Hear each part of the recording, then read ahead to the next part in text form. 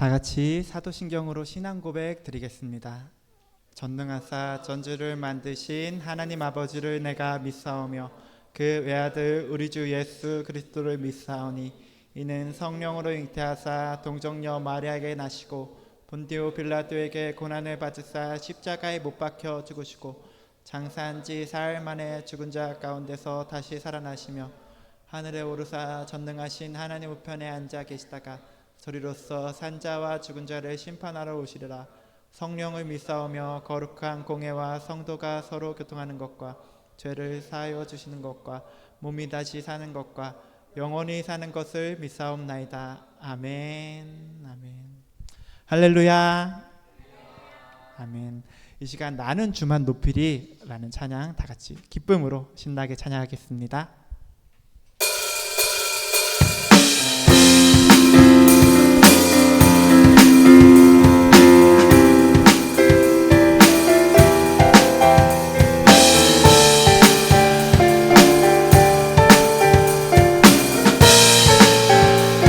나는 주만 높이리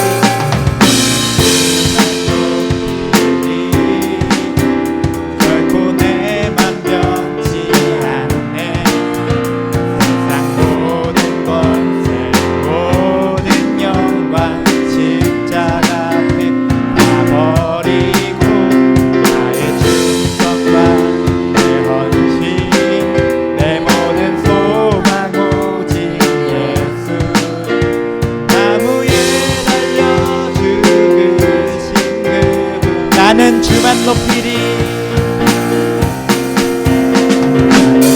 주만 높이리 결코 내 맘 변치 않네 세상 모든 권세 모든 영광 십자가에 다 버리고 나의 충성과 내 헌신 내 모든 소망 오직 나무에 달려 죽으신 그분께 오직 우리 주께 오직 우리 주께 내 믿음 소망 찬양 받기 합당한 분 또 오직만 왕의 왕께 엎드려 경배하며 모두들 오직 우리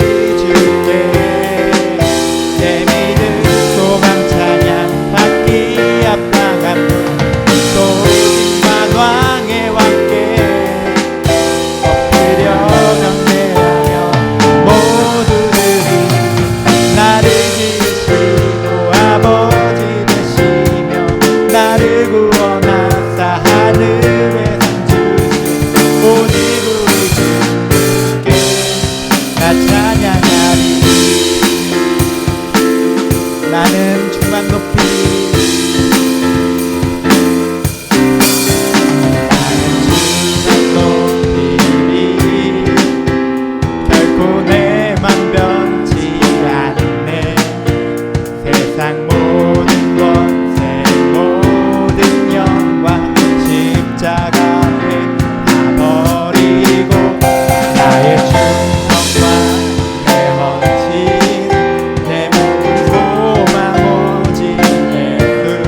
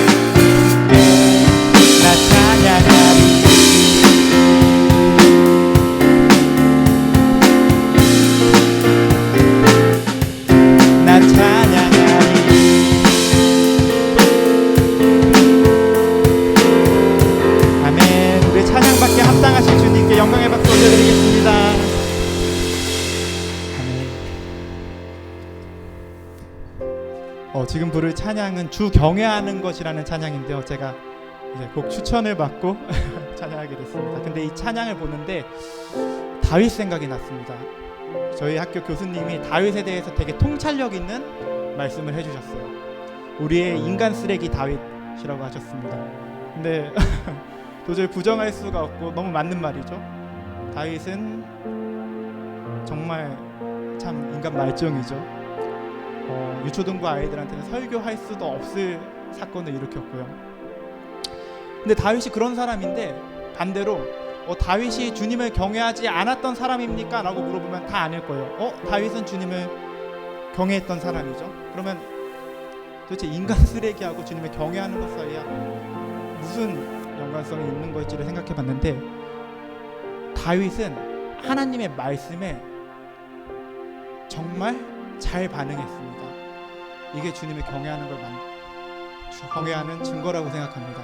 하나님의 말씀에 정말 잘 반응했습니다. 그게 사울과 다윗의 차이였죠. 우리한테 하나님의 말씀이 천둥처럼 들릴 때가 있어요. 하나님의 말씀이 정말 우리 마음속 깊숙이 박힐 때가 있는데, 그럴 때 우리가 어떻게 반응하느냐가 주님을 경외하느냐 아니면 소홀히 여기느냐가 드러난다고 생각합니다. 오늘 목사님 말씀 전해주실 때 우리한테 천둥처럼 들릴 때 정말 우리가 겸손하게 주님을 경외함으로 반응하기를 소망합니다. 그런 소망을 가지고 찬양하겠습니다.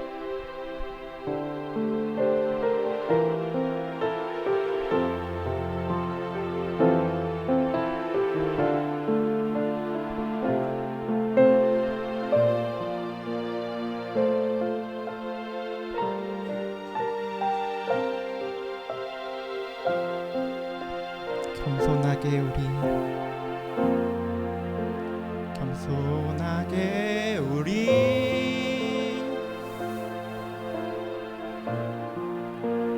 무릎 꿇고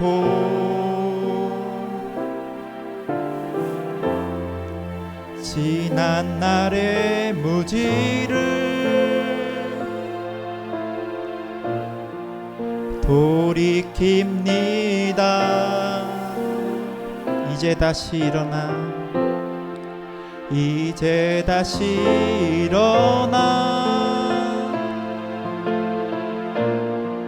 주 얼굴 구하니 오직 말씀과 기도로 나아갑니다.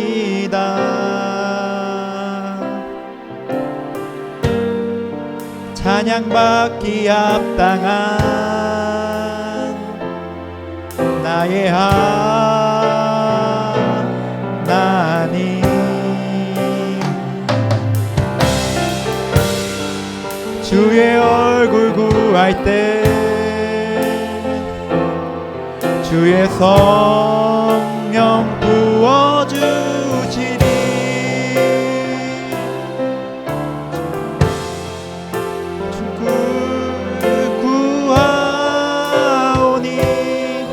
내 영혼이 주를 갈망합니다.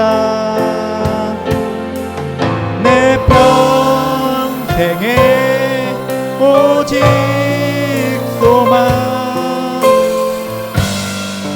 주 경외 주의 얼굴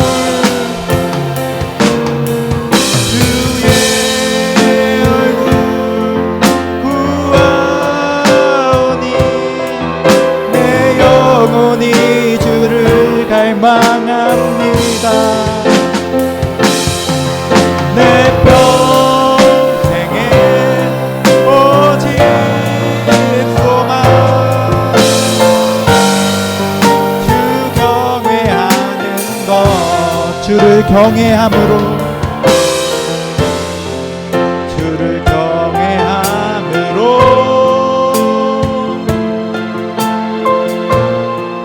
그 앞에 나와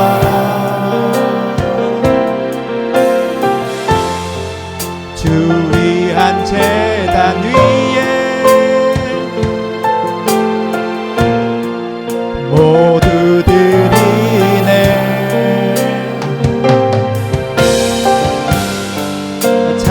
받기 합당한 나의 하나님,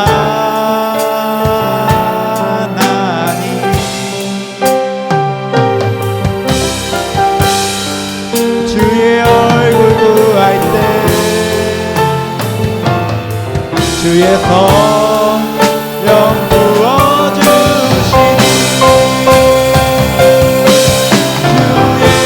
주의 얼굴 구하오니 내 영혼이 주를 갈망합니다. 내 평생에 오직 소망 주 경외하는 것 주의 얼굴 구하오니 주의 얼굴 구하오니 내 영혼이 주를 갈망합니다. 내 평생에 오직 소망 주 경외하는 주의 얼굴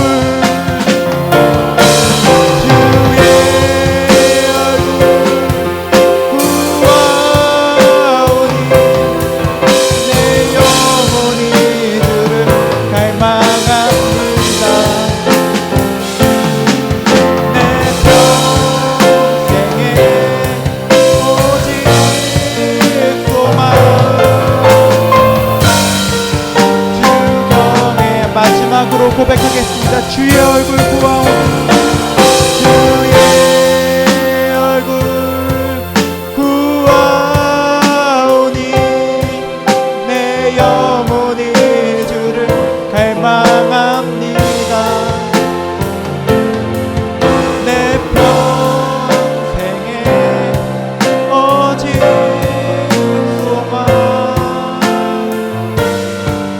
주 경외하는 것. 그 시간 기도하겠습니다. 주님, 이 시간 우리의 마음속에 주님을 경외하는 마음을 부어주시옵소서. 주님, 이 시간 목사님을 통해서 하나님의 말씀이 선포될 때 우리가 그 말씀을 천둥처럼 듣게 하여 주시옵고 그 말씀을 듣고 잊어버리는 것이 아니라 그 말씀에 순종하여서 아버지 주님께로 돌이키고 주님께 나가게 하여 주시옵소서. 이 시간 그런 은혜를 베풀어 주시옵소서. 주를 향하시고 기도로 나가겠습니다. 주여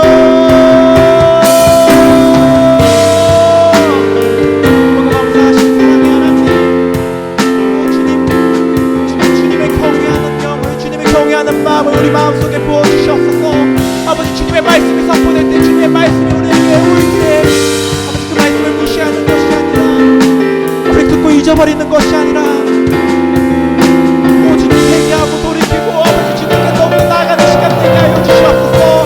아버지 아이가 같은 마음을 주시옵소서. 주님을 경외한 거기서 많은 믿음의 선조들과 같이 우리도 주님의 말씀에 주님께 나가게 하여 주시옵소서. 이 시간 주님의 말씀을 부어주시옵소서. 아버지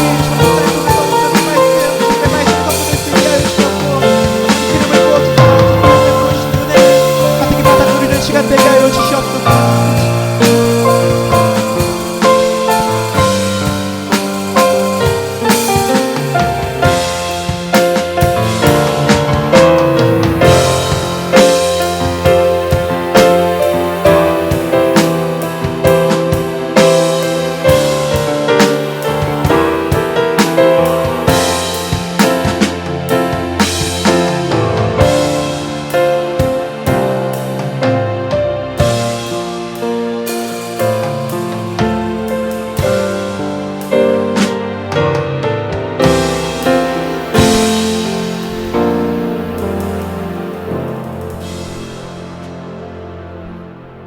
사랑과 은혜가 풍성하신 하나님 감사합니다.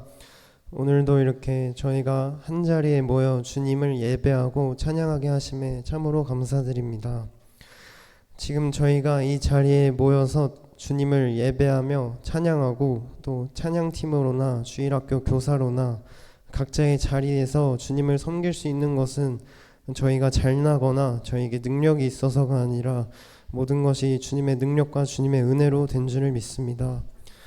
아무것도 아닌 저희를 사용하셔서 주님의 귀한 일꾼으로 살아가게 하옵소서. 지난 한 주간도 세상과 주님 사이에서 다리를 걸치며 살아가고 있던 저희의 모습을 고백합니다.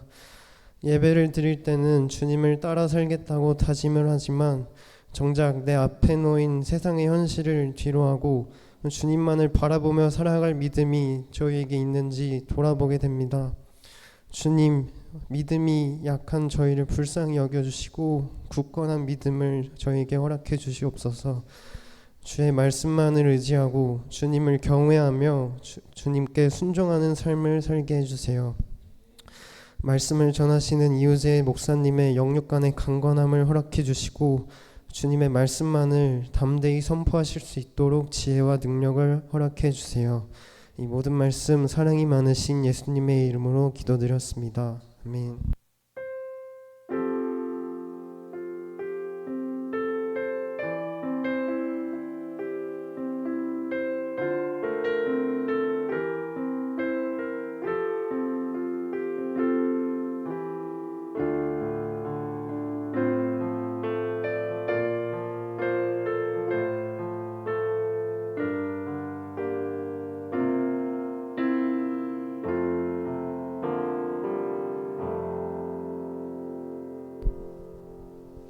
네, 회장님 기도 감사드립니다. 우리 회장님이 발을 다치셨어요. 그런데 보니까 만나는 사람마다 다 물어보더라고요. 그러니까 똑같은 말을 계속 반복을 해요. 그래서 제가 별지로 만들어서 나눠주라고 그냥 똑같은 말을 보니까 아까 저 앉아있는데 한 3-4번은 하더라고요. 제가 대표로 말씀드릴게요. 축구하다가 인대를 다쳐서 3주간 깁스했습니다. 그러니까 물어보지 마세요. 잘 회복하고 있습니다. 할렐루야. 네, 회복될 줄로 믿습니다. 회장님. 아멘. 하나님 말씀 보겠습니다. 사무엘상 15장입니다. 사무엘상 15장 11절 말씀입니다. 구약성경 제 성경으로는 432페이지에 있습니다. 사무엘상 15장 11절 말씀입니다. 찾으셨습니까? 다윗자매 찾았어요? 자, 우리 한 자매가 안 찾은 관계로 우리 같이 읽어보도록 하겠습니다. 우리 15장 11절 같이 읽습니다. 시작. 내가 사울을 왕으로 세운 것을 후회하노니 그가 돌이켜서 나를 따르지 아니하며 내 명령을 행하지 아니하였음이니라 하신지라. 사무엘이 근심하여 온 밤을 여호와께 부르짖으니라. 아멘. 기도하겠습니다.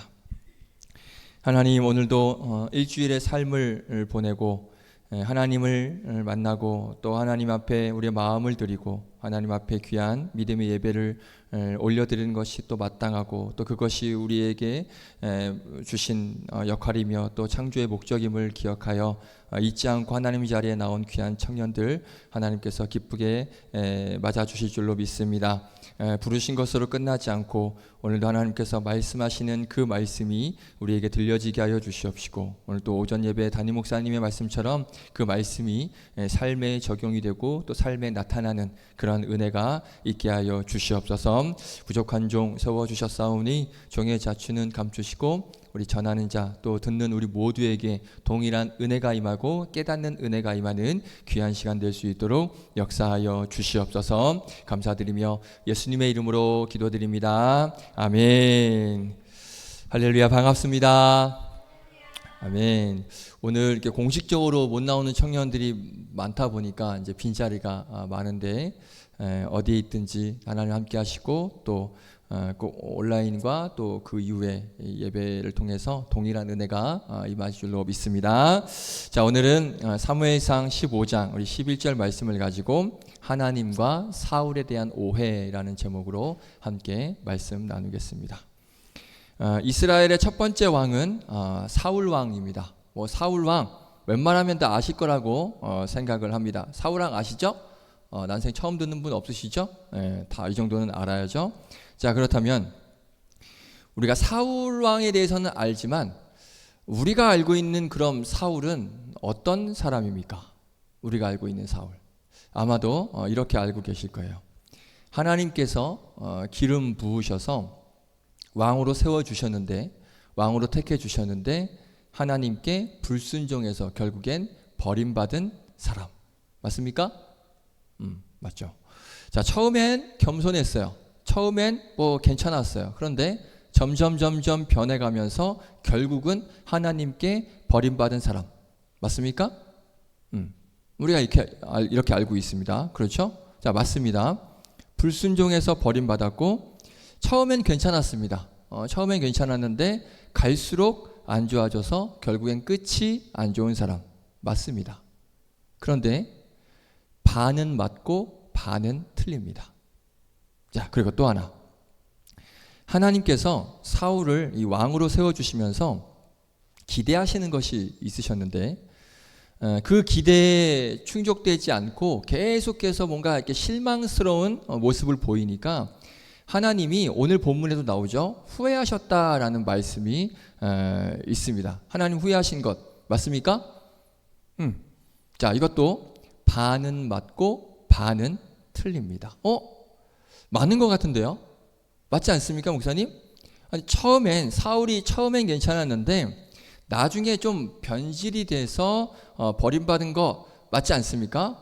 그래서 하나님이 오늘 본문에도 후회하셨다라고 말씀하고 계시는 것 아닙니까? 자, 맞습니다. 하지만 맞지 않습니다. 헷갈리죠? 도대체 맞다는 거야, 안 맞다는 거야, 뭐라는 거야, 그러죠? 자, 오늘 이 이야기를 해보려고 합니다. 맞지만 맞지 않아요. 우리가 이거를 정확하게 알아야 됩니다. 그래서 오늘 우리가 알고 있는 이 하나님, 후회하셨다라고 하시는 이 하나님, 그리고 처음엔 괜찮았는데 나중에 변질돼서 버림받은 것, 분명히 난 그렇게 알고 있는데 틀렸다고 하니, 그러면 도대체 사울은 어떤 사람인가? 우리가 한번 이 하나님과 사울의 우리가 그동안 생각했던 것에 대해서 좀 한번 조정을 해보는 그런 시간을 좀 가지려고 하니까 집중해서 잘 들어보시기를 바라겠습니다. 자, 사무엘상 8장에 보면 당시에는 이제 이스라엘에 왕이 없었습니다. 사사 시대가 끝나고 이제 마지막 사사인 이 사무엘이 이제 나이가 많아졌어요. 그래서 사무엘이, 원래 사사는 하나님께서 세우시는 건데 이 사무엘이 자기 마음대로 두 아들을 사사로 세워요. 그런데 이 아들들이 형편이 없었습니다.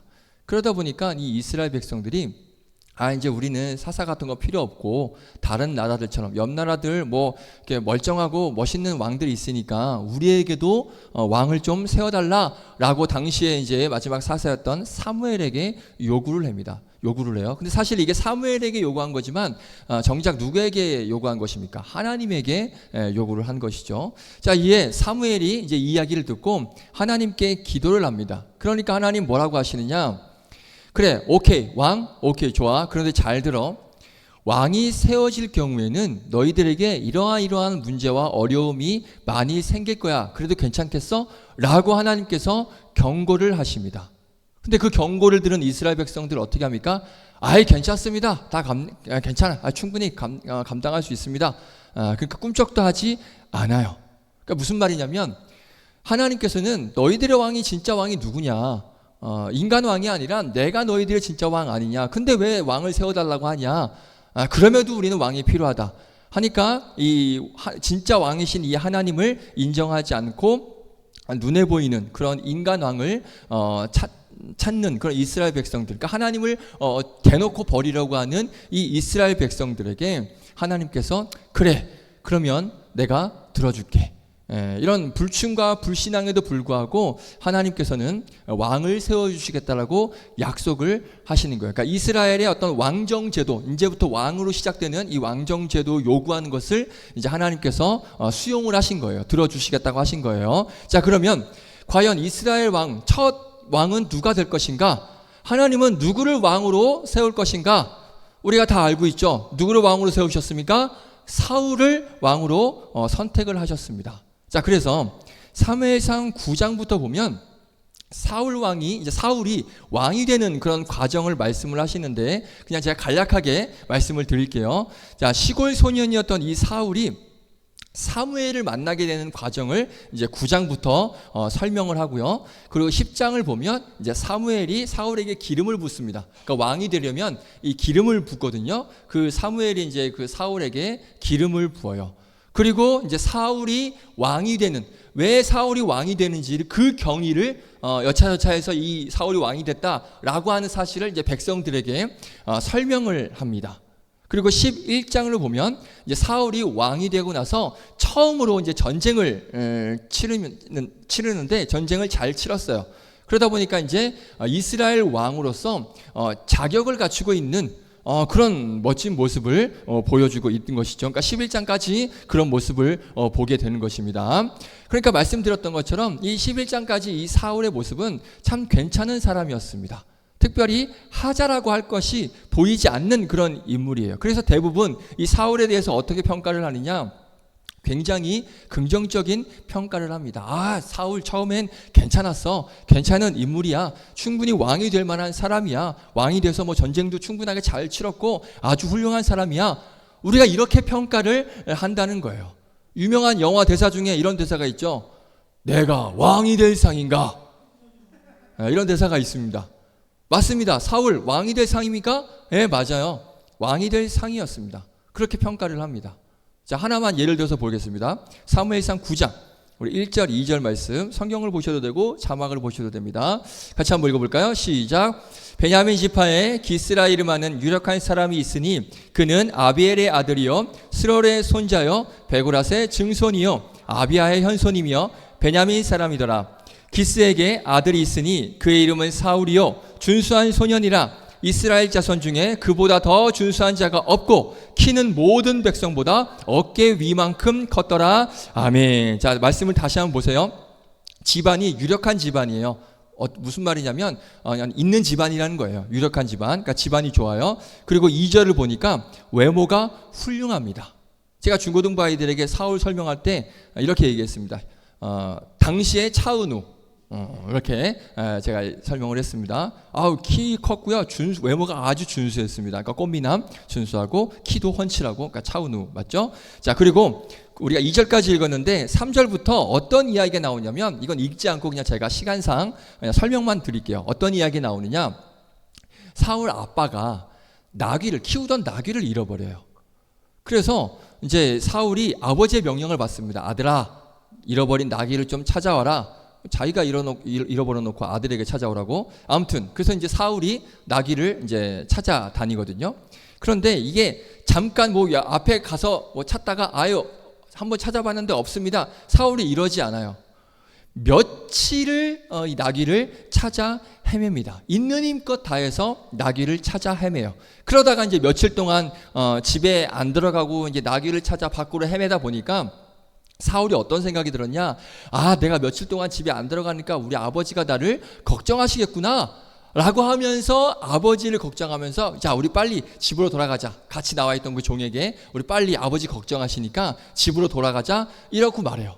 한번 볼까요? 사무엘상 9장 5절 같이 읽어보겠습니다. 시작. 그들이 숲 땅에 이른 때에 사울이 함께 가던 사환에게 이르되 돌아가자. 내 아버지께서 암나기 생각은 고사하고 우리를 위하여 걱정하실까 두려워하노라 하니. 아멘. 그러니까 아버지를 끔찍하게 생각합니다. 아이고, 아버지가 나를 걱정하시겠네, 이러면 안 되지, 아들로서 이러면 안 되지 하고 빨리 들어가요.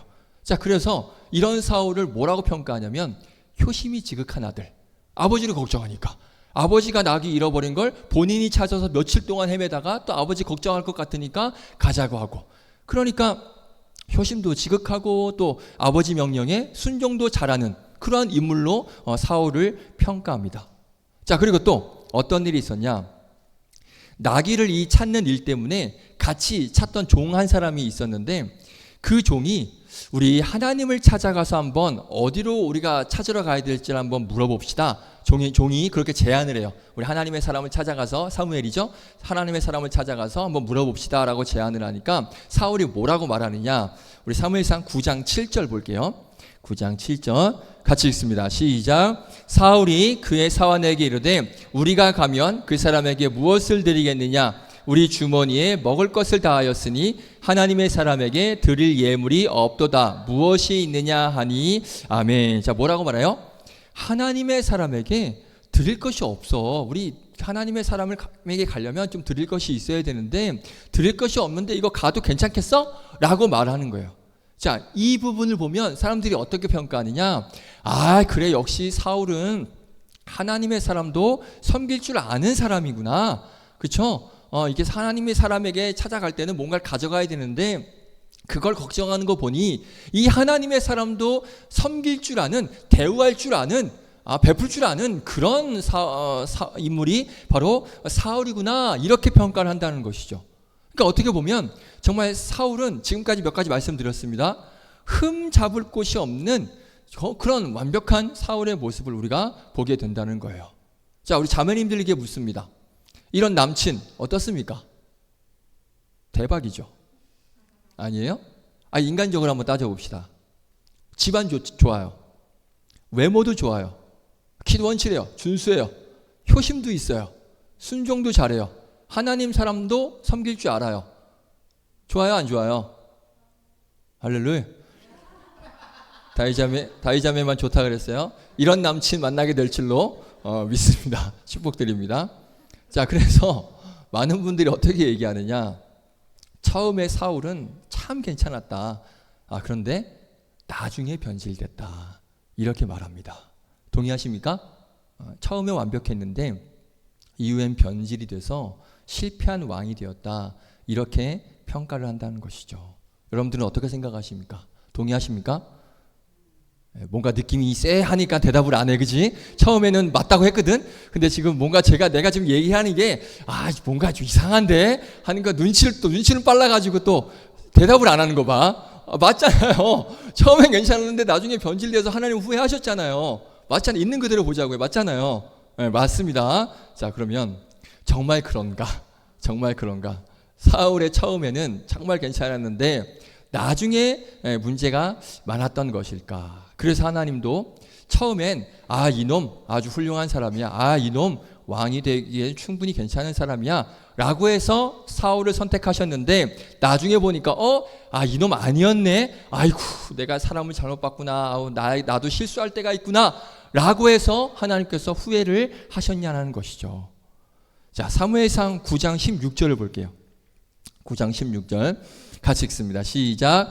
내일 이맘때에 내가 베냐민 땅에서 한 사람을 내게로 보내리니 너는 그에게 기름을 부어 내 백성 이스라엘의 지도자로 삼으라. 그가 내 백성을 블레셋 사람들의 손에서 구원하리라. 내 백성의 부르짖음이 내게 상달되었으므로 내가 그들을 돌보았노라 하셨더니 아멘. 자, 이 사울에 대한 이야기예요. 그러니까 지금 하나님이 사무엘에게 먼저 알려주신 거예요. 야, 사울이란 사람 올 건데 내가 그 사울을 왕으로 세울 거야 라고 지금 이렇게 알려주시는 말씀이 방금 읽은 말씀이에요. 그러면 하나님이 이때까지는 사울 아무런 문제 없어. 앞으로 충분히 잘할 거야. 나는 그렇게 확신해. 왜? 나는 하나님이니까 나는 실수하지 않아. 확실해. 사울 잘할 거야 라고 해서 왕으로 세워주셨는데 나중에 아까 우리 전도사님 말씀하셨죠. 인간 쓰레기.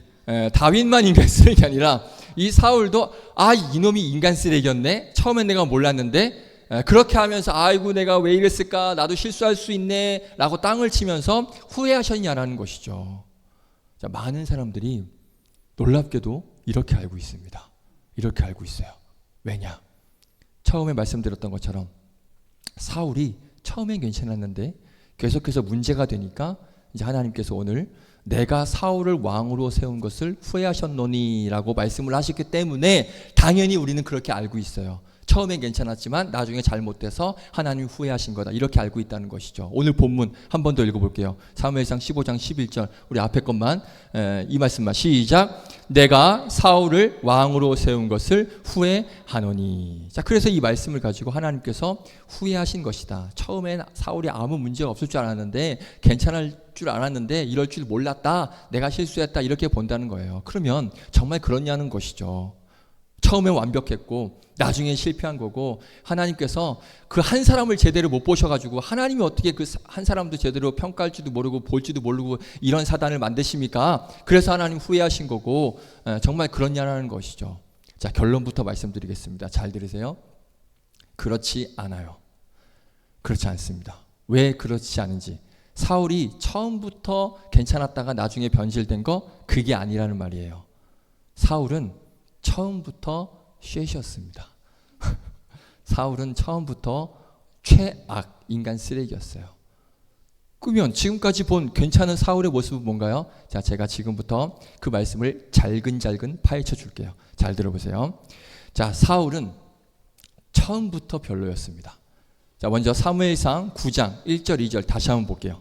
우리 좀 전에 읽었던 말씀이지만 다시 한번 읽어보겠습니다. 시작. 베냐민 지파에 기스라 이름하는 유력한 사람이 있으니 그는 아비엘의 아들이요 스롤의 손자요 베고라스의 증손이요 아비야의 현손이며 베냐민 사람이더라. 2절. 기스에게 아들이 있으니 그의 이름은 사울이요 준수한 소년이라. 이스라엘 자손 중에 그보다 더 준수한 자가 없고 키는 모든 백성보다 어깨 위만큼 더 컸더라. 아멘. 아까 말씀드렸죠? 이 말씀을 보고 우리는 사울을 어떻게 평가합니까? 집안도 좋고 외모도 훌륭한 차은우다라고 평가를 합니다. 자, 그런데 이 말씀은 그 말씀이 아니에요. 사울이 집안 좋고 외모가 훌륭하다, 겉모습이 아주 훌륭하다, 그걸 지금 말씀하고 있는 말씀이 아니라는 거예요. 여기에 숨겨진 사울의 실체를 우리가 봐야 됩니다. 제가 보여드릴게요. 잘 보세요. 사울이 유력한 집안에서 태어났다고 말씀하는데 우리가 집중해야 될 건 유력이 아니라 사울의 출신 지파를 봐야 됩니다. 자, 어디 지파라고 말씀하고 있습니까? 베냐민 지파입니다. 자, 이 베냐민 지파는 이스라엘 지파 가운데서 어떤 지파일까요? 가장 강한 지파일까요? 약한 지파일까요? 느낌상 약한 지파 맞습니다. 베냐민은 느낌상이 아니고 실제로 가장 약한 지파였습니다. 자, 시간상 말씀을 다 말씀드릴 수는 없지만 사사기에 보면 이 베냐민 지파는요 멸족당할 뻔, 그러니까 멸족될 뻔한 그런 가장 미약한 지파가 베냐민 지파예요. 그런데 이 사울이 어느 지파 출신이라고요? 베냐민 지파 출신이라고 지금 하나님께서 굳이 강조를 하시는 거예요. 가장 미약하고 멸족될 뻔한 약한 지파의 출신 사울, 이렇게 지금 말씀하시는 거예요. 자, 약간 여기서부터 불길하죠? 느낌이 그쵸? 불길하죠? 자, 그리고 2절을 보세요. 사울이 키가 컸다고 말씀하고 있습니다. 왜 하나님께서 키 큰 이야기를 할까요? 굳이. 죄송합니다. 키 작은 분들이 이 말씀 보고 상처를 많이 받습니다. 키 작은 건 한 번도 얘기한 적이 없는데 성경에서 왜 굳이 키 큰 거를 얘기를 하고 있을까? 왜 키 큰 걸 하나님께서 강조하시는 걸까? 그러니까 이걸 보고 사울이 키 크고 뭐 차은우다 이걸 강조하는 거라고 생각을 하는데 하나님께서 왜 키 큰 거를 얘기를 하실까? 차오는 거를 알려주시기 위해서 한 거예요? 아니라는 거죠. 키 큰 말씀이 그런 의미가 아니라는 거예요. 자, 성경에서 키 크다고 묘사되는 이스라엘 백성들 중에, 이스라엘 사람들 중에 키 크다고 묘사되는 사람 몇 명 나올까요? 사울 한 사람밖에 없습니다. 이스라엘 백성들 중에. 다윗은 키가 작았어요. 다윗은 키가 작았어요. 사울, 그러니까 이스라엘 백성 중에 키가 컸다라고 묘사하는 성경은 인물은 사울밖에 없습니다. 민수기에도 그렇고 신명기에도 그렇고 그리고 사무엘상 17장에도 보면 키 큰 사람을 묘사하는 말씀 중에 대상은 누구냐면 대부분 다 이방인들 설명할 때 이 말씀을 쓰입니다. 무슨 말씀이냐?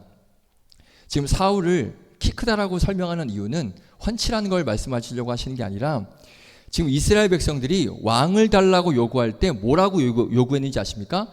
다른 나라들처럼, 기억나시죠? 다른 나라들처럼 우리에게도 왕을 달라. 이방 나라들처럼 우리에게도 왕이 다스리는 나라가 됐으면 좋겠습니다 라고 원했어요. 그러니까 사울이 키가 컸다라는 걸 지금 하나님께서 강조하신 이유는 뭐냐?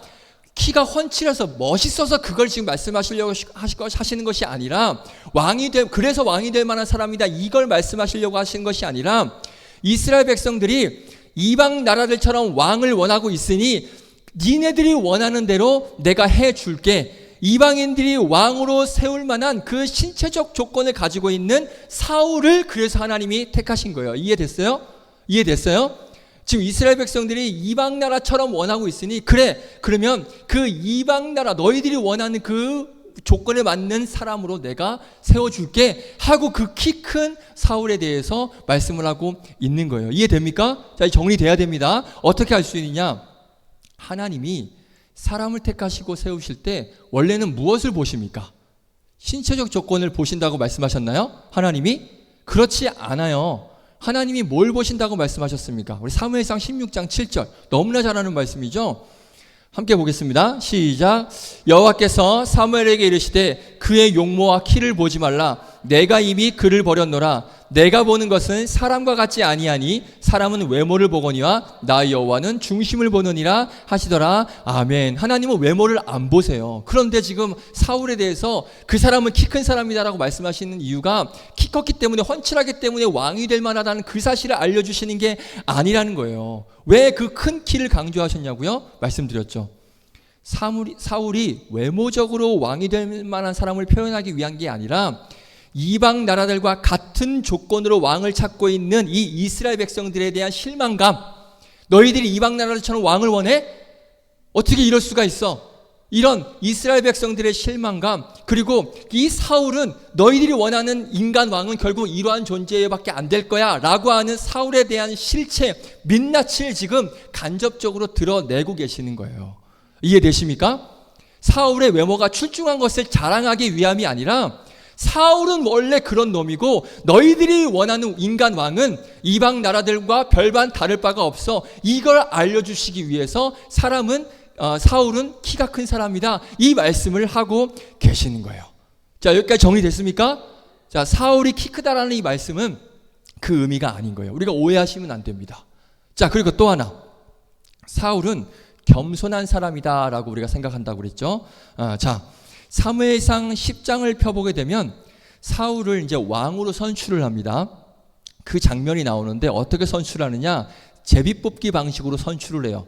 그래서 처음에 이제 지파를 뽑고 그 다음에 가족을 뽑고 그 중에 마지막으로 이제 사울이 뽑힙니다. 사실 이미 사울은 아까 그 기름 부음으로 이미 왕으로 정해져 있었습니다.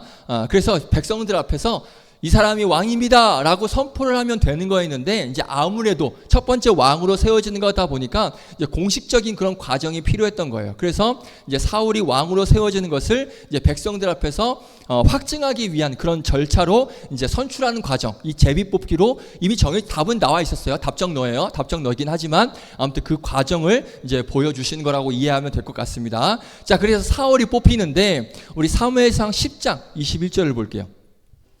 자, 우리 빨간 글씨만 한번 읽어볼까요? 자, 시작. 기스의 아들 사울이 뽑혔으나 그를 찾아도 찾지 못한지라. 아멘. 자, 무슨 일이냐? 사울이 지금 왕으로 선출이 됐는데 보이지 않았대요. 없어졌어요. 사라진 거예요. 그러니까 수많은 백성들 앞에서 이제 내가 왕이다 하고 이제 왕으로 등극해야 될 주인공이 지금 나타나지 않았어요. 보이지 않았어요. 그러니까 어떻게 보면 황당한 사건이 지금 일어난 거예요. 아니, 왕으로 이제 선출됐으면 사울이, 키 큰 사울이 와가지고 내가 왕이다 라고 하면 되는데 지금 아무도 찾지를 못하고 있는 거예요.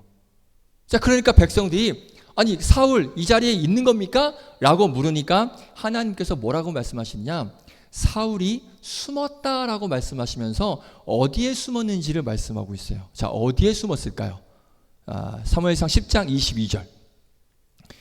같이 읽습니다. 시작. 그러므로 그들이 또 여호와께 묻되 그 사람이 여기 왔나이다. 여호와께서 대답하시되 그가 진보다리들 사이에 숨었느니라 하셨더라. 아멘. 어디에 숨어 있다고요? 진보다리들 숨어 있었어요. 자, 이거 재미있는 게 뭔지 아세요? 23절 볼게요. 사무엘상 10장 23절 다음 말씀 한번 같이 읽어볼게요. 시작. 그들이 달려가서 거기서 그를 데려오매 그가 백성 중에 선이 다른 사람보다 어깨 위만큼 컸더라. 아멘. 사울이 다른 사람보다 어깨 위만큼 컸대요. 굉장히 키가 컸대요. 덩치가 컸다는 거예요. 그러니까 덩치도 큰 사람이 지금 덩치에 안 맞게 진보다리에 숨어 있는 거예요. 왕으로 선출된 인물이 지금 덩치에 안 맞는 행동을 하고 있는 거예요. 키가 큰데도 진보다리에 숨어 있습니다. 그런데 보세요. 이 말씀을 어떻게 해석하는지 아십니까? 사울이 진보다리에 숨은 이유가 왕으로 세워진 것에 대해서 우쭐하지 않고 자만하지 않기 위해 그랬다라고 해석을 합니다. 그래서 사울은 원래는 처음에 겸손한 사람이야. 왕으로 세워졌는데 짐 보따리에 숨을 만큼 교만하지 않으려고 하고 자만하지 않으려고 하는 그런 우쭐대지 않으려고 하는 겸손한 사람이야 라고 그렇게 이야기를 합니다. 자, 그런데 여러분들 오해하시면 안 돼요. 그렇지 않습니다. 이건 그 말씀이 아니에요. 오늘 숨어있는 이 사울의 모습은 어떤 모습이냐? 우쭐하지 않고 겸손한 모습이 아니고요. 자신이 이스라엘의 왕이 될 자신 없는 모습을 스스로 보여주고 있는 말씀이에요. 이런 숨어있는 사울의 모습을 통해서 결국 사울은 왕이 될 만한 인물이 되지 못한다라는 사실을 지금 암시해주고 있는 거예요. 이해되십니까?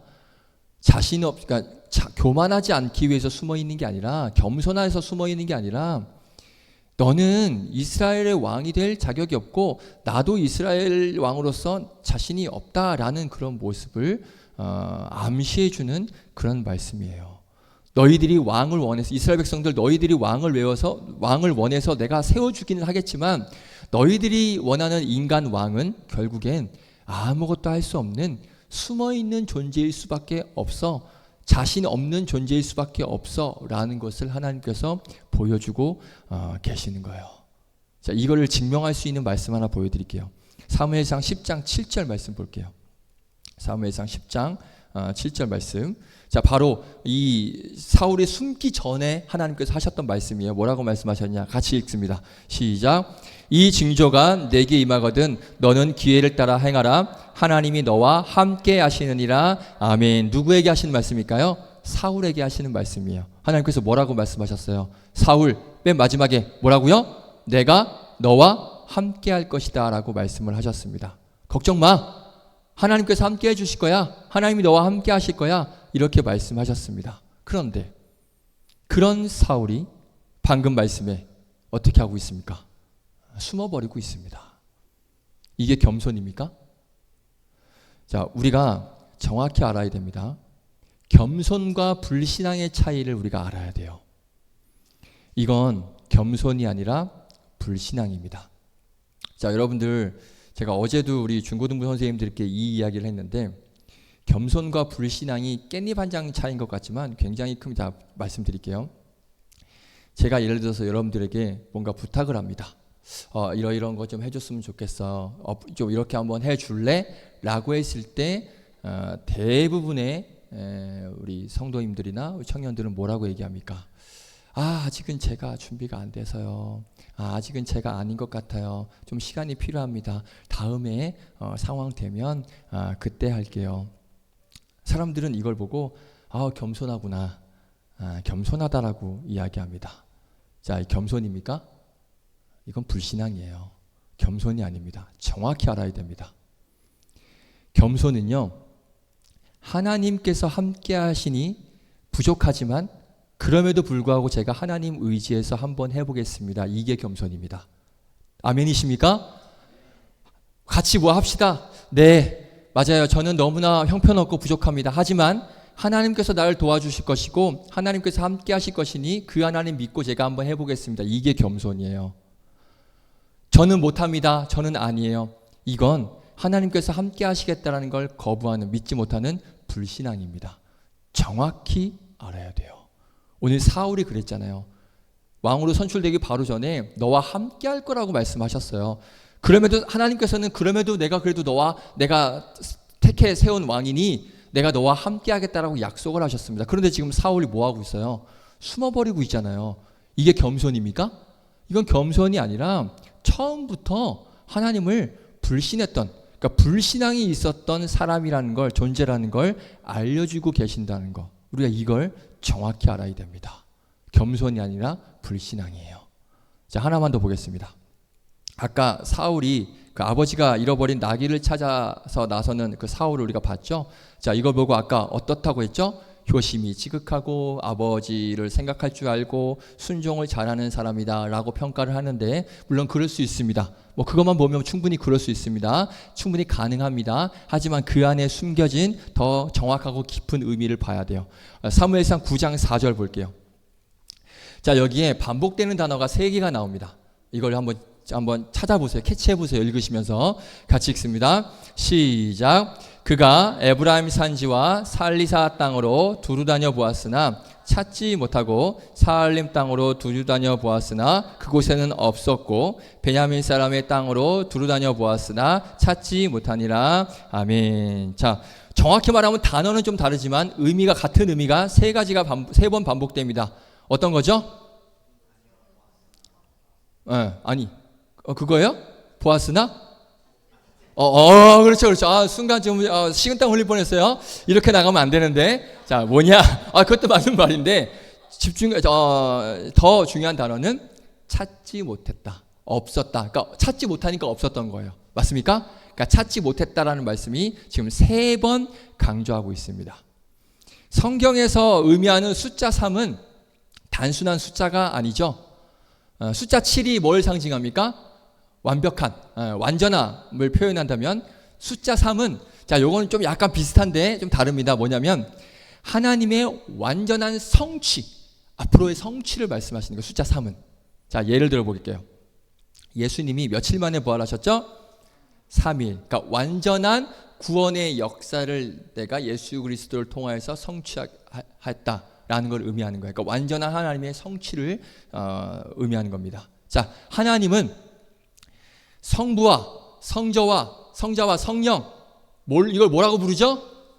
그렇죠. 삼위일체. 삼위. 하나님의 완전한 하나님을 말씀하시는 거예요. 맞죠? 성부와 성자와 성령은 완전한 하나님을 말씀해서 삼위일체라고 우리가 말합니다. 자, 그리고 베드로가 예수님을 몇 번 부인했죠? 맞습니까? 3번.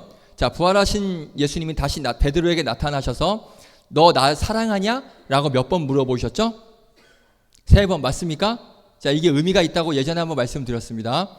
베드로의 3번의 실수를 예수님께서 3번의 질문과 네, 주님을 사랑합니다 라는 3번의 답으로서 완전히 베드로를 회복시켜 주신 거예요. 이때부터 이제 베드로가 귀하게 쓰임 받습니다. 맞습니까? 자, 3번 완벽한 완전한 성취를 상징하는 거예요. 숫자 3은 완전한 성취를 의미합니다. 자, 지금 근데 사울, 다시 본문 돌아와서 나귀를 몇 번 못 찾았어요? 3번 못 찾았습니다. 무슨 의미일까요? 사울은요, 길 잃은 나귀들과 같은 길 잃은 이스라엘 백성들을 찾지 못할 것이다. 니네들이 원하는 네 인간 왕은 너희들을 결국엔 찾지 못할 것이다. 너희들을 이끌지 못하는 무능한 목자라는 것이 완전하게 성취될 것이다 라는 그런 의미를 암시하고 있는 거예요. 이해되세요? 자, 사울이 3번 못 찾은 건 너희들이 원하는 인관왕은 결국 너를 지켜주지 못해 라고 하는 것, 결국에 그 완전한 무능함이 너희들에게 보여질 것이다 라고 지금 하나님께서 보여주고 계시는 거예요. 사울이 정말 나중에 그렇게 되죠. 이스라엘 백성들을 책임지지 못합니다. 하나님 말씀하신 대로 그렇게 돼요. 이해되십니까? 자, 놀랍지 않습니까? 그렇죠. 자, 겉으로 보기에는 순종적이고 효심이 가득해서 하나님이 택하셨다라고 주장을 하는데 사울의 민낯은, 실체는 그렇지 않았어요. 이스라엘을 이끌 만한 리더가 되지 못한다는 것을 보여주고 있는 것입니다. 에피소드가 하나 더 있지만 요거는 시간상 일단 넘어갈게요. 자, 초기 사울에 대한 평가를 보면 아까도 말씀드렸습니다. 긍정적인 평가가 많습니다. 겉으로 보기엔 무난해 보이고 있어 보이고 그럴듯해 보이고, 하지만 그 안에 숨겨진 실체를 지금 잘근잘근 파헤쳐봤죠? 어떻습니까? 보잘것 있습니까? 보잘것 없습니다. 완전 꽝이에요. 자, 그러면 마지막 의문이 하나 생기죠. 자, 사울에 대한 오해가 이제 풀렸습니까? 사울은 원래 이런 사람이었구나. 처음엔 좋았는데 나중에 쓰레기가 된 게 아니라 처음부터 이렇게 원래 안 좋다라는 걸 하나님께서는 보여주신 거구나. 원래 사울이 이런 사람이었네 라고 이제 알았습니다. 자, 그러면 마지막 하나 더 의문이 생기죠. 뭐냐? 제가 처음에 했던 질문, 하나님은 그러면 그런 사울을 왜 선택하시고 후회하셨는가? 왜 후회하셨다라고 말씀하시는가?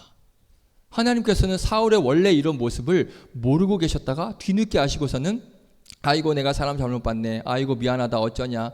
그러면 그 후회가 이런 후회일까요? 결론부터 말씀드리겠습니다. 우리 신영자매가 강력하게 고개를 흔들었습니다. 자, 이건 한글 성경, 우리가 보는 성경의 번역 오류입니다. 자, 오류라고 하면 제가 좀 건방져 보이니까 약간 번역의 아쉬움입니다. 저는 이걸 생각을 해요. 왜 이걸 후회라는 단어를 썼을까? 왜 굳이 사람들 헷갈리게? 여러분들도 헷갈려 하잖아요. 그러니까 사람들이 다 이렇게 하나님 후회하셨다, 사울은 원래 처음에 괜찮았는데 나중에는 이 모양 이 꼴 돼서 하나님 후회하셨다, 이렇게 우리가 헷갈려 하잖아요. 이 단어를 안 썼으면 우리가 그렇게 생각 안 했을 텐데. 자, 이 번역이 좀 문제가 있는 거예요. 왜냐? 우리 성경에는 지금 후회라고 되어 있는데 이 후회라는 단어를 히브리어로 원어로 보게 되면 다른 의미가 있습니다. 자, 여기서 후회는 히브리어로 나함이라는 단어를 사용하는데요. 이 단어에는 후회하다라는 의미도 있습니다, 분명히. 하지만 더 큰 의미가 뭐냐면 슬퍼하다, 아파하다라는 의미가 있어요. 그러니까 이 번역을 하나님께서 아파하시다, 슬퍼하시다 라고 번역을 했으면 우리가 좀 덜 헷갈렸을 텐데 왜 후회하다라고 번역을 했는지를 모르겠습니다. 그러니까 지금 무슨 말이냐? 지금 하나님은요, 사울을 왕으로 세운 것 자체를 잘못해서 후회하신 게 아니에요. 이 말씀은 후회하신 게 아니라 하나님, 진짜 왕이신 하나님이 계심에도 불구하고 왕을 요구하는 이스라엘 백성들의 그런 악함에 대한 슬픔. 정리됐어요? 그리고 결국 인간 왕은 한계가 있을 수밖에 없다. 불순종이죠. 한계가 있을 수밖에 없는 그런 현실을 두시고 슬퍼하시면서 마음 아파하신 것을 지금 인간이 이해할 수 있는 언어로 지금 하나님께서 표현하고 계시는 거예요. 정리되셨습니까? 자, 다시 한번요. 하나님은 사울을 왕으로 세우신 것 자체를 후회하신 게 아니라 하나님이 진짜 왕이신 하나님이 계심에도 불구하고 왕을 요구하는 이스라엘 백성들의 그런 악한 모습에 대한 그런 슬픔, 아픔을 지금 말씀하고 계시는 것이고, 결국 너희들이 원하는 인간 왕의 한계는 이것밖에 안 돼 라고 하는 이런 현실에 대한 아픔을 지금 슬퍼하시면서 우리가 이해할 수 있는 지금 단어와 언어로 우리에게 표현하고 계시는 거예요. 이게 결론입니다. 그러니까 하나님은 사울이 완벽한 왕이 아님을 아셨지만, 이미 알고 계셨습니다. 모르고 계셨다가 후회하신 게 아니라 아셨지만, 이스라엘 백성들이 왕을 요구하는 그 고집을 그냥 존중하셔서 허락을 해 주신 것이고, 그 과정을 통해서 그래, 너희들이 원하는 인간 왕의 한계가 어떤지 한번 너희들이 직접 한번 경험해봐. 그걸 지금 이스라엘 백성들에게 깨닫게 하시기 위해서 사울을 왕으로 선택하신 거예요. 인간 왕의 한계와 참된 왕, 진짜 참된 왕은 나인데 나에 대한 필요성을 너희들이 진짜 한번 스스로 경험해봐. 제대로 한번 그걸 한번 경험해봐 라는 것을 지금 이스라엘 백성들에게 깨닫게 하시는 것입니다. 이해되셨습니까? 자, 그러니까 하나님은 사울을 선택하실 때 잘못된 왕을 선택하셔서 후회하신 게 아니고요, 처음엔 괜찮았는데 사울이 변질된 게 아니고요, 그래서 실수한 게 아니고 인간 왕의 한계, 그리고 이스라엘 백성들이 원하는 이 방식의 왕을 그냥 스스로 깨닫게 하기 위해서 허락하신 것 뿐인 거예요. 그래서 마지막에 하나님이 아파하시고 슬퍼하신 거예요. 후회하신 게 아니라는 거예요.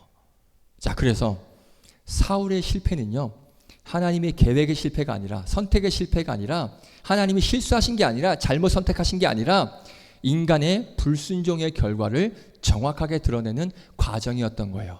인간 왕을 요구하는 그 불순종, 내가 왕인데 왜 인간 왕을 구하냐, 하나님 말씀을 믿지 않는, 불순종하는 그런 이스라엘 모습들의 모습을 정확하게 드러내는 과정이고, 이걸 우리에게 알려주시기 위해서 하나님은 사울을 선택하신 거예요. 자, 우리가 사울에 대한 이 오해, 그리고 하나님에 대한 오해가 오늘 이 말씀 이후로 바뀌길 바랍니다. 자, 마지막으로 하나님께서 사울을 통해 알려주시기 위한 목적은 단 하나입니다. 무슨 목적이 계시냐? 이 시대의 진정한 왕은 누구밖에 없다? 앞으로 오실 누구밖에 없다? 예수 그리스도밖에 없다. 진정한 왕은, 진정한 구원자는 예수 그리스도밖에 없다라는 것을 알려주시기 위한 목적이 있는 것입니다. 인간이 원하는 왕은 실패합니다. 하지만 하나님께서 보내주시고 하나님께서 택해주신 그 참된 왕 예수 그리스도는 온 세상에 진짜 유일한 왕이 되시는 것이고, 그 예수님만이 구원의 길이라는 사실을 저와 여러분에게 알려주고 계시는 거예요. 사실 오늘은 지금 사울만 얘기했지만 이스라엘의 역대 왕들 다 어떻습니까? 형편없어요. 우리 전수하님 말씀 한 번 더 빌리면 다윗만 인간 쓰레기입니까? 역대 왕들 다 인간 쓰레기예요. 그러니까 결국은 하나님은 이런 인간 왕들을 통해서 진정 너희들을 완벽하게 다스리고 인도할 존재는 단 한 존재밖에 없다. 누구요? 예수 그리스도밖에 없음을 저와 여러분에게 알려주고 계시는 것입니다. 자, 그래서 우리는 왕 대신 예수님이 없이는 안 돼요. 우리 믿음으로 한번 고백하겠습니다. 예수님만이 진정한 왕 되심을 믿으십니까? 아멘. 그 왕 대신 예수님이 저와 여러분을 철저하게 지키시고 인도하시고 보호하십니다. 사울은 그러지 못했지만 진짜 왕이신 예수님은 우리를 끝까지 지키시고 보호하십니다. 자, 그렇게 우리의 왕 대신 그 예수님만 바라보고 그 예수님만 의지하며 살아가시는 그런 여러분들 되시기를 주님의 이름으로 축원드리겠습니다. 아멘. 아멘이십니까? 아멘. 함께 찬양하겠습니다. 우리 왕 대신 주 앞에 우리 찬양 함께 고백하고 마치겠습니다.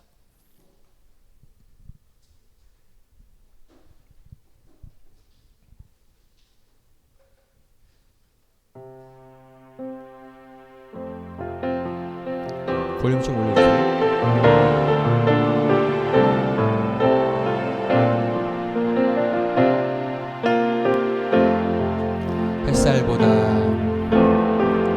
햇살보다 밝게 빛나는 주의 영광,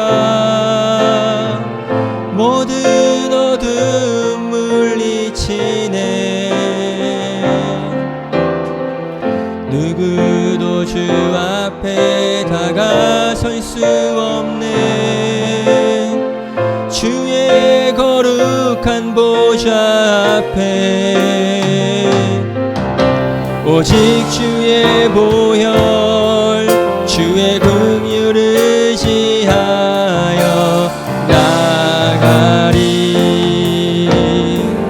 왕 대신 주 앞에 나 경배합니다. 주님만 찬양받기 합당하시니 큰 존귀와 영광 홀로 받으소서. 또 주 앞에 나 나아갑니다. 한 번 더 찬양합니다. 햇살보다 밝게 빛나는 주의 영광, 모든 어둠 물리치네. 누구도 주 앞에 다가설 수 없는 주의 거룩한 보좌 앞에 오직 주의 보혈 주의 긍휼을 의지하며 나가리. 왕 대신 주 앞에 왕 대신 주 앞에 나 경배합니다. 주님만 찬양받기 합당하시니 큰 존귀와 영광 홀로 받으소서. 또 주 앞에 나 나아갑니다. 왕 대신 주 앞에 나 경배합니다. 아멘. 주님만 찬양받기 합당하시니 큰 존귀와 영광 홀로 받으소서. 오 주 앞에 나아갑니다. 오 주 앞에 나 나아갑니다.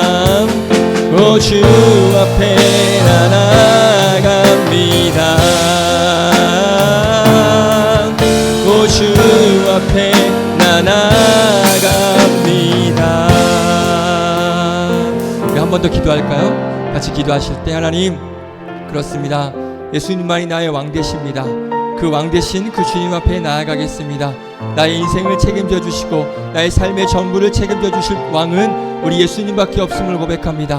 그 예수님만 의지하여서 주님만 찬양하며 나아가는 나의 인생 되게 하여 주시고 그 왕 되신 주님만 경배하길 원하오니 나의 예배와 나의 경배를 받아 주시옵시고 나의 마음을 받아 주시옵소서. 우리 왕 되신 주님 앞에 우리 믿음의 고백으로 함께 나아가겠습니다. 주의 이름 한번 외치고 다 함께 기도합니다. 주여, 거룩하신 하나님 은혜 감사합니다. 우리 왕 되신 주님, 유일한 왕 되신 그 주님을 하나님 찬양합니다. 그 주님 앞에 나아가 주님을 경배합니다. 주님 찬양받기에 합당하신 왕 되신 나의 주님, 이 세상 어느 누구도 어느 무엇도 나의 인생을 책임져 주지 못하고 어느 누구도 나를 지켜주지 못합니다. 어느 누구도 하나님 나의 삶을 하나님 만져주지 못합니다. 바로 왕 되신 그 주님만이 하나님 나를 지켜주시며 그 주님만이 하나님 나의 유일한 왕 되시며 그 주님만이 나를 보호하시고 나와 함께 하심을 믿습니다. 그 주님 앞에 나아갑니다. 주님, 내가 주님 앞에 나아가 주님을 예비하고 주님을 바라보고 주님을 의지하오니 주님 홀로 영광 받아 주시옵소서. 주님만 찬양합니다. 나의 삶을 하나님 왕 되신 주님 앞에 드립니다. 나의 모든 삶을 왕 되신 주님 앞에 드려오니 주님 역사하여 주시고 나의 마음을 받아 주시옵시고 나의 삶을 받아 주시옵소서. 주님 감사합니다. 감사합니다. 그렇습니다. 주님, 왕 되신 그 주님 앞에 나아갑니다. 다른 어떤 것도 나의 삶을 지켜주고 다른 어느 무엇도 나의 삶을 만지지 못하며 다른 어느 누구도 어떤 존재도 내 삶을 책임져 주지 못합니다. 오직 유일한 왕 되신 예수님만이 우리를 책임져 주실 수 있고 보호하실 수 있고 우리를 지켜주실 수 있습니다. 그 주님 앞에 우리가 마음을 다하여서 나아가길 원합니다. 그 주님만 경배하며 그 주님만 찬양하며 나아가오니 주님 홀로 영광 받아 주시옵시고 왕 되신 그 주님께서 백성된 자녀된 우리를 다스리시고 지키시고 보호하여 주실 것을 믿습니다. 이 믿음을 가지고 하루하루 왕 되신 그 주님만 바라보며 살아가는 복된 우리 모두가 되게 하여 주실 줄로 믿고 감사드리며 모든 말씀 예수님의 이름으로 기도드립니다. 아멘. 우리 준비하신 예물 이 찬양 부르시면서 올려드리겠습니다. 함께 찬양합니다. 햇살보다 밝게 햇살보다 밝게 빛나는 주의 영광 모든 어둠 물리치네 누구도 주 앞에 다가설 수 없네 주의 거룩한 보좌 앞에 오직 주의 보혈 주의 긍휼을 의지하여 나아가리 아멘 왕 되신 주 앞에 나 경배합니다 주님만 찬양받기 합당하시니 큰 존귀와 영광 홀로 받으소서 오 주 앞에 나 나아갑니다 아멘. 왕 되신 주님 앞에 나아가는 여러분들 되시기를 주님의 이름으로 축복드립니다. 아멘. 광고 보겠습니다. 광고하기 전에 오늘 우리 함께 새롭게 예비하시는 분이 한 분 계셔서 잠시 인사드리겠습니다. 우리 최재원 자매님, 네, 우리 장세영 전사님 지인분이십니다. 같이 일하시는 분, 네, 맞으시죠? 오해하지 마세요. 여자친구가 바뀐 게 아니에요. 오해하시면 안 됩니다. 우리 저기 지인분이 함께 오셨습니다. 우리 최재원 자매님, 우리 박수로 한번 환영한다고, 네, 네, 환영하고, 네, 축복하고 감사합니다. 자, 끝나고 저 잠깐만 인사 잠깐 하고 가시면 감사하겠습니다. 자, 광고하겠습니다. 우리 9월에 슬기로운 예배 생활 캠페인 계속되고 있습니다. 주일을 준비하고 예배를 준비하는 여러분들 되시길 바랍니다. 그리고 뒤에 태신자 카드 있습니다. 이제 2개월 정도밖에 안 남았으니까요. 지금부터 우리 작정하시고 태신자를 위해서 기도하고 준비할 수 있는 여러분들 되시기 바랍니다. 그리고 리더 모임 오늘 예배 후에 있고요. 다음 주에 또 있는데 다음 주에는 일단 리더 임원 모임 잠시 먼저 모이고 나서 그리고 말씀드리도록 하겠습니다. 그래서 오늘 리더 모임 있고 셀 나눔 후에 지금 3시 10분이니까요. 4시 10분까지 괜찮죠? 4시 너무 길어요? 4시? 4시 10분? 셀장님 괜찮아요? 4시 10분까지 우리 리더 모임 하는 걸로 하겠습니다. 자, 수요 예배 소식 보시고 그 뒤에 이제 선교지 소식이 있습니다. 또 주보와 별지가 있으니까 꼭 가실 때 가져가셔서 그 선교 소식 꼭 함께 보시고 뒤에 입구에 있습니다. 함께 기도해 주시면 감사하겠습니다. 그리고 우리 생일 축하 우리 이모습 청년하고 이제 제가 같은 날 생일인데 항상 제가 미안했거든요. 같은 날 생일인데 항상 제가 스포트라이트를 받는 것 같아서. 근데 오늘 다행히 안 나왔어요. 다행은 아니지만 다음 주에 그래서 우리 모습 형제를 여기 집중적으로 축복할 수 있어서 제 마음이 안심입니다. 그래서 오늘은 제가 혼자 독식하도록 하겠습니다. 자, 그럼 들어진 예물 위해 기도하고 축도로 마치도록 하겠습니다. 우리 선교원금 이주영 A 청년 드렸고요. 사랑의 연금 이주영 A 청년 드렸습니다. 기도하겠습니다. 하나님을 또 사랑하고 또 온 천하에 다니며 만민에게 복음을 전하라는 그 말씀을 붙잡고 복음이 이 땅 가운데 저 땅 가운데 또 전해질 것을 기대함으로 또 선교원금을 드리며 또 오늘 주일 예배 가운데 우리를 왕 되신 주님께서 지켜주시고 또 보호하여 주셔서 주님 앞에 나오게 하심에 감사하여 귀한 예물들 하나님 앞에 올려드립니다. 이 예물 기쁘게 받아 주시옵소서. 우리의 마음을 다하여서 드리는 것이니 하나님께서 그 마음 기쁘게 보시고 이 물질 쓰여지는 곳에 하나님의 나라와 또 예수 그리스도의 십자가가 세워지는 또 진정한 왕이신 예수 그리스도가 많은 분들에게 선포되어지는 귀한 이 물질이 그 도구로 사용되어질 수 있도록 인도하여 주시옵소서. 우리 청년들도 한 주간의 삶을 삽니다. 하나님 그 삶의 여정 가운데서 다른 것 우리가 의지하지 않고 허울뿐이고 큰 힘이 존재가 되지 못하는 의미가 없는 그런 인간적인 그 왕, 세상적인 왕 이런 것들을 보지 않고 우리의 진정한 왕이신 예수님만 의지하고 예수님만 바라보며 그 예수님께 나아가는 한 주간의 삶이 되게 하여 주시고 영육간의 강건함으로 함께 한 주간도 주 안에서 승리하며 살아가는 복된 우리 청년들 되게 하여 주시옵소서. 또 오늘 예배 함께하여서 예배드린 우리 최재현 자매님에게도 동일한 은혜 허락하여 주시고 또 앞으로의 삶 가운데서도 항상 하나님 앞에 예배하며 예수님을 나의 왕으로 모시면서 그렇게 살아가는 귀한 자매님 될 수 있도록 역사하여 주시옵소서. 오늘도 하나님 기쁘게 우리 예배를 받아 주실 줄로 믿고 감사드리며 이 모든 말씀 우리 구주 예수 그리스도의 이름으로 기도드립니다. 아멘. 이제는 우리 교회의 머리가 되신 우리 구주 예수 그리스도의 은혜와 하나님의 크고 놀라우신 사랑과 성령님의 역사 인도하심이 진정한 왕이신 그 예수 그리스도만을 나의 왕으로 삼고 내 삶의 주인으로 삼고 다른 것 보지 않고 세상 왕 보지 않고 세상의 어떤 의미 없는 것들 바라보지 않고 왕 되신 그 주님 앞에 나아가며 주님만 의지하며 주님 손 붙잡고 나아가기를 이 시간 다짐하고 결단하며 살아가는 귀한 청년들 머리 위에 이들의 삶 위에 이제로부터 영원까지 함께 하시기를 간절히 축원하옵나이다. 아멘.